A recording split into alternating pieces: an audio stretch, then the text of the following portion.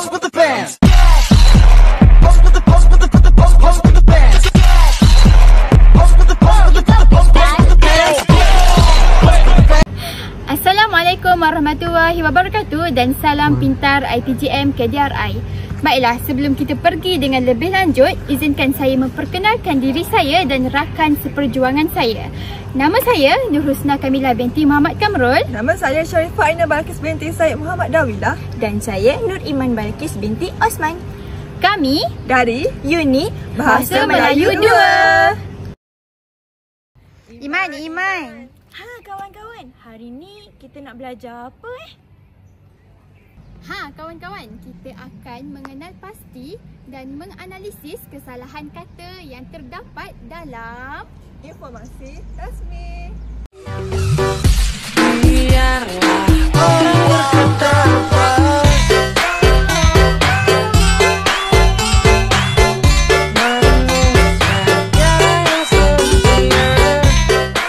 Berdasarkan memo dan jurnal yang telah saya kaji, saya dapati terdapat beberapa kesalahan, antaranya ialah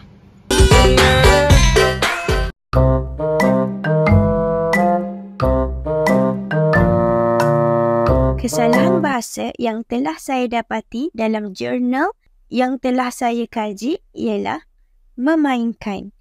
Sepatutnya perkataan memainkan tidak sesuai digunakan pada perkataan peranan kerana memainkan lebih sesuai digunakan dengan objek konkret seperti alat muzik. Contohnya memainkan permainan, memainkan piano. Jadi ia merupakan kesalahan golongan kata kerja. Pembetulan ayat yang dapat kita gunakan bagi menggantikan perkataan memainkan ialah berperanan. Kesalahan bahasa yang terdapat dalam jurnal yang telah saya kaji ialah kesalahan penggolongan kata, iaitu pengulangan perkataan terdapat. Pengulangan kata pada kata terdapat ini seharusnya tidak perlu diulang lagi. Hal ini kerana ianya tidak diperlukan. Oleh itu, penggunaan kata yang betul ialah terdapat sahaja, tidak perlu diulang.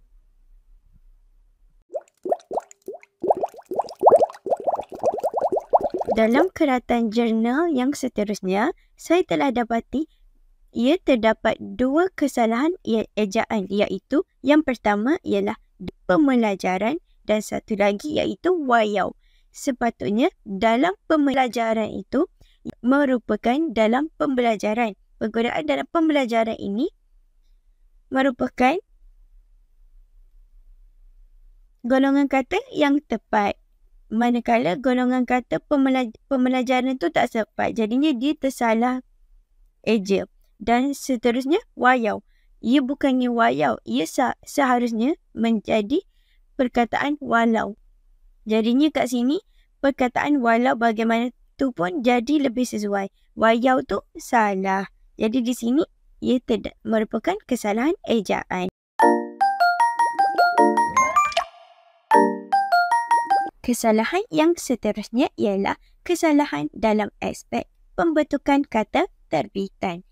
Penggunaan pelaksanaan adalah salah kerana dalam perkataan pelaksanaan kita tidak menggunakan art. Jadi ia hanya pelaksanaan.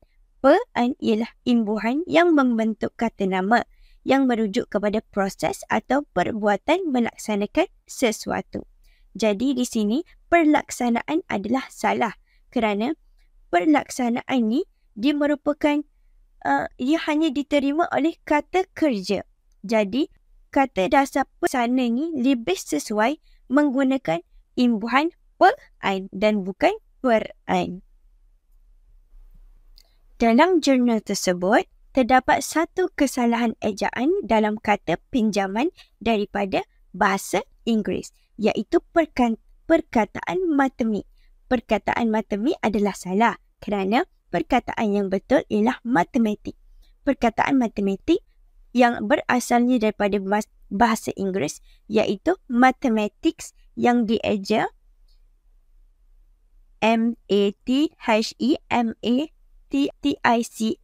iaitu mathematics, dan bahasa Melayu kita akan ejanya matematik dan bukan matemik. Jadi, mengikut sistem ejaan bahasa Melayu, perkataan ini diserap daripada perkataan matematik dan ditulis sebagai matematik sejajar dengan sistem ejaan bahasa Melayu. Jadi, penggunaan matemik tu salah. Selanjutnya ialah kesalahan dalam pembentukan kata terbitan, iaitu perkataan dwibahasa.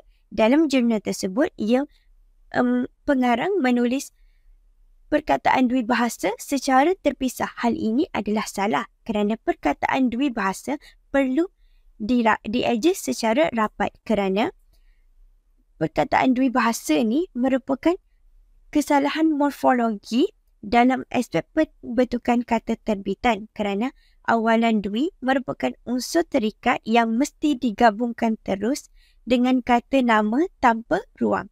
Bentuk yang betul ialah dwi bahasa yang dieja secara rapat. Dari sudut golongan kata, dwi ini merupakan unsur terikat yang membawa maksud dua dan bahasa ialah kata nama. Apabila digabungkan menjadi dwi bahasa, ia berfungsi sebagai kata nama atau kata adjektif mengikut konteks kata. Jadi, kesalahan dwi bahasa ni berpunca daripada penggunaan unsur terikat yang tidak digabungkan dengan betul dalam pembentukan kata terbitan. Jadi, ia perlu dieja secara rapat. Kesalahan terakhir yang telah saya temukan dalam jurnal ialah kesalahan ejaan dan kata majmuk. Hal ini kerana pengarang telah menulis sekaligus ini dengan eja secara rapat. Sepatutnya sekaligus ini dieja secara berasingan kerana perkataan sekaligus ini merupakan kata majmuk yang memang tidak boleh dirapatkan kecuali kata majmuk 15 yang terdapat yang betul-betul berada di bawah kata majmuk mantap yang terdapat dalam kamus dewan. Jadi, perkataan sekaligus ini belum diiktiraf sebagai satu perkataan yang digabungkan dalam kamus rasmi. Jadi, kita perlu mengeja kata perkataan sekaligus ini secara berjauhan.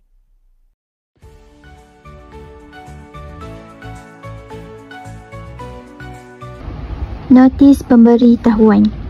Pengumuman kerja-kerja penyelenggaraan Jalan Persekutuan di laluan FT 009 Seksyen 49 hingga 51 Jalan Tampin, Kuala Pilah, Mancis Jempol, Negeri Sembilan. Perhatian kepada pengguna Jalan Raya FT 009 Jalan Tampin, Kuala Pilah, Mancis dan penduduk di sekitarnya adalah dimaklumkan bahawa kerja-kerja membaik pulih struktur jalan sedang dijalankan menggunakan kaedah Super Fiber Mix. Yang tarikh 16 Februari 2021 hingga 26 April 2021. Lokasi yang terlibat Seksyen 49 hingga 51 Batu Kikir, Landmark Quarters JKR Batu Kikir. Oleh yang demikian, pengguna jalan raya yang melalui jalan raya tersebut dinasihati supaya berhati-hati semasa tempoh penyelenggaraan dan memperlahankan kenderaan semasa melalui tapak kerja. Segala kesulitan amatlah dikesali. Sekian dimaklumkan disediakan oleh Jurutera Daerah JKR Daerah Jempol. Baiklah, setelah membaca dan meneliti bahan informasi rasmi, terdapat beberapa kesalahan kata di dalamnya. Antaranya ialah kesalahan penggunaan perkataan membaik pulih sering berlaku kerana ejaan yang tidak tepat, seperti ianya dicantum bersama. Kesalahan membaik pulih ini dilihat dari dua perspektif. Yang pertama, golongan kata dan juga pembentukan kata. Golongan kata membaik pulih ini ialah kata kerja majmuk. Ia terdiri daripada dua perkataan iaitu membaik yang dimaksudkan membaiki dan pulih yang bermaksud kembali dalam keadaan baik. Perkataan ini digunakan untuk merujuk kepada proses membaiki sesuatu supaya kembali ke keadaan asal. Yang kedua, pembentukan kata. Kata dasar bagi membaik pulih ialah baik dan pulih. Baik pulih ialah kata majmuk kekal yang bermaksud ia mesti ditulis terpisah. Apabila menerima imbuhan, hanya perkataan pertama yang berubah, iaitu membaik. Kesalahan kata yang seterusnya ialah lokasi yang terlibat. Lokasi yang terlibat ini menggunakan huruf besar di setiap perkataan adalah kesalahan dari aspek tata bahasa penulisan dalam bahasa Melayu. Dalam bahasa Melayu, huruf besar ini hanya digunakan pada permulaan ayat, kata nama khas dan juga singkatan rasmi. Oleh itu, menulis lokasi yang terlibat dengan setiap perkataan bermula dengan huruf besar adalah tidak tepat. Kesalahan penggunaan perkataan lemmak ini boleh dilihat daripada dua segi, iaitu yang pertama golongan kata dan yang kedua pembentukan kata. Yang pertama, golongan kata. Perkataan lemmak ialah kata nama yang berasal daripada bahasa Inggeris. Dalam ayat rasmi, ia merujuk kepada tanda tempat atau mercu tanda yang menjadi rujukan lokasi. Yang kedua, pembentukan kata. Pembentukan kata lemmak ialah kata pinjaman daripada bahasa Inggeris. Bahasa Melayu mempunyai padanan kata yang lebih sesuai, iaitu mercu tanda atau tanda tempat. Kesalahan dalam penggunaan lemmak ini berlaku kerana dalam dokumen rasmi, penggunaan istilah bahasa Melayu lebih diutamakan daripada kata pinjaman yang tidak diperlukan. Kesalahan penggunaan jalan raya ini sering berlaku dalam penulisan kerana ianya dieja secara bercantum. Kesalahan ini boleh dilihat dari dua perspektif. Yang pertama, golongan kata dan juga pembentukan kata. Golongan kata. Jalan raya ini ialah kata nama majmuk. Perkataan ini terdiri daripada dua kata dasar, iaitu jalan dan juga raya, yang apabila digabungkan membawa maksud laluan utama yang besar dan digunakan oleh pelbagai kenderaan. Yang kedua, pembentukan kata. Jalan ini merujuk kepada laluan atau tempat lalu lintas. Raya membawa maksud utama atau besar. Apabila digabungkan, ia membentuk makna laluan utama yang besar untuk pergerakan kenderaan lalu lintas. Oleh itu, jalan raya yang dieja secara rapat adalah salah kerana kata majmuk yang bersifat kekal perlu ditulis secara terpisah. Dalam bahasa Melayu, kata majmuk ini tidak boleh ditulis bercantum kecuali bagi istilah yang telah mantap seperti kerjasama, tanda tangan dan juga antarabangsa. Penggunaan perkataan penyenggaraan berlaku kerana dua sebab utama. Yang pertama, kata dasar yang salah. Perkataan senggara tidak wujud dalam bahasa Melayu standard. Kata dasar yang betul ialah selenggara, yang bermaksud menjaga atau merawat sesuatu supaya berada dalam keadaan baik. Yang kedua, kesalahan imbuhan. Perkataan penyenggaraan terbentuk dengan imbuhan yang tidak tepat. Dalam bahasa Melayu, kata dasar yang bermula dengan S dan menerima awalan pen boleh berubah menjadi nya. Namun, kerana senggara tidak wujud, bentuk ini salah. Bentuk yang betul bagi penyenggaraan adalah penyelenggaraan, di mana pen merupakan awalan yang membentuk kata nama yang menunjukkan perbuatan atau proses. Selenggara pula merupakan kata dasar yang bermaksud mengurus atau menyelenggarakan sesuatu benda. Ain merupakan imbuhan akhiran yang membentuk kata nama dari kata kerja. Kesimpulannya, perkataan penyelenggaraan merupakan kesalahan morfologi kerana menggunakan kata dasar yang salah dan pembentukan imbuhan yang salah. Bentuk yang betul ialah penyelenggaraan. Kesalahan ini sering berlaku dalam ayat rasmi dan boleh menjejaskan ketepatan bahasa yang digunakan. Kesalahan ini boleh dirujuk melalui dua perspektif. Yang pertama, golongan kata, dan juga yang kedua, pembentukan kata. Kita lihat dari segi golongan kata. Perkataan amat ialah kata keterangan yang berfungsi untuk menunjukkan tahap keterlaluan sesuatu keadaan. Contohnya, kejadian itu amat menyedihkan. Manakala lah ialah kata penegasan yang biasanya digunakan untuk memberi penegasan kepada kata yang mendahuluinya. Contohnya, pergilah dahulu. Dari segi perspektif kata pula, dalam bahasa Melayu, kata keterangan seperti amat tidak memerlukan kata penegasan atau penekanan lah, kerana amat ini sudah cukup untuk menunjukkan maksud keterlaluan. Lah pula digunakan untuk menegaskan sesuatu perkataan. Oleh itu, gabungan amatlah dianggap tidak gramatis kerana berlaku penggunaan kata yang berlebihan dan tidak wajar dalam ayat rasmi. Terdapat beberapa kesalahan kata yang saya telah analisa dalam memo dan juga laporan. Mari kita lihat kesalahan kata dalam laporan dari aspek kesalahan ejaan. Kesalahan yang pertama ialah program. Ejaan program adalah salah dan tidak tepat kerana tidak membawa maksud yang bermakna dalam ayat tersebut. Maka ejaan yang betul ialah program yang mempunyai huruf P pada awal perkataan, bukannya program. Seterusnya, kesalahan ejaan yang kedua yang dikena pasti dalam ayat tersebut ialah berlongsi.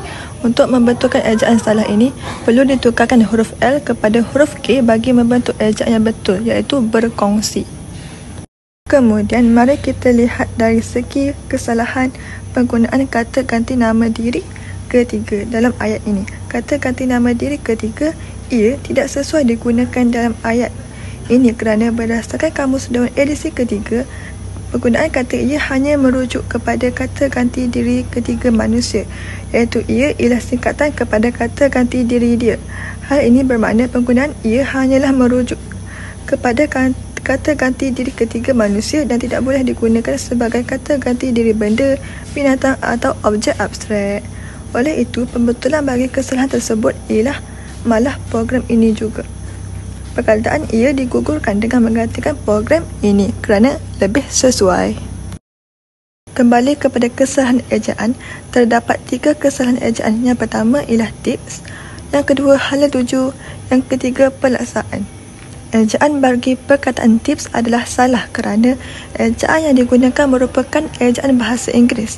Dalam bahasa Melayu, huruf S tidak ada dalam perkataan tips, maka ejaan yang betul ialah tip. Seterusnya, perkataan hala tuju adalah salah kerana hala tuju dieja secara rapat. Sepatutnya hala tuju dieja secara terpisah, seperti ini. Hal ini kerana hala tuju merupakan gabungan dua kata dasar yang masing-masing membawa maksud tersendiri.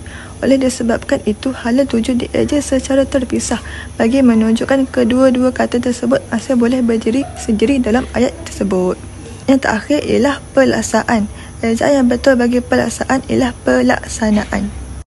Selain itu, terdapat kesalahan bentuk jamak dalam laporan ini. Kesalahan tersebut ialah semua murid-murid tahun 6. Dalam bahasa Melayu, perkataan semua tergolong dalam kata bilangan yang telah menunjukkan maksud jamak, iaitu banyak. Begitu juga dengan perkataan murid-murid yang juga membawa makna jamak. Sebab murid-murid diulang sebanyak 2 kali. Maka perkataan murid-murid tidak sepatutnya diulang lagi bergantung kepada konteks penggunaannya.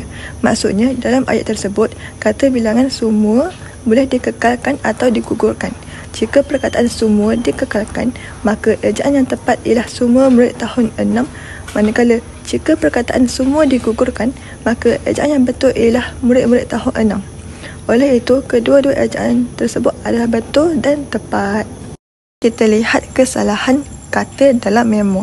Saya telah mendapati dua kesalahan morfologi dalam memo ini. Antaranya ialah kesalahan makna dan kesalahan kata sendi nama. Mari kita lihat dari aspek kesalahan makna. Yang pertama ialah penggunaan kata masa dalam ayat sepanjang masa kerja. Istilah masa tidak sesuai digunakan dalam ayat tersebut kerana masa merujuk kepada konsep abstrak ataupun umum, manakala waktu menunjukkan tempoh tertentu dalam sesuatu perkara. Oleh itu, ejaan yang betul ialah sepanjang waktu kursus. Kesalahan makna yang kedua ialah melicingkan. Penggunaan kata melicingkan perjalanan tidak sesuai digunakan kerana makna perkataan melicingkan menunjukkan tingkah laku fizikal seperti melicingkan permukaan kayu menggunakan alat tertentu. Berbeza dengan perkataan perjalanan yang tidak boleh atau bukan sesuatu yang boleh dilicingkan.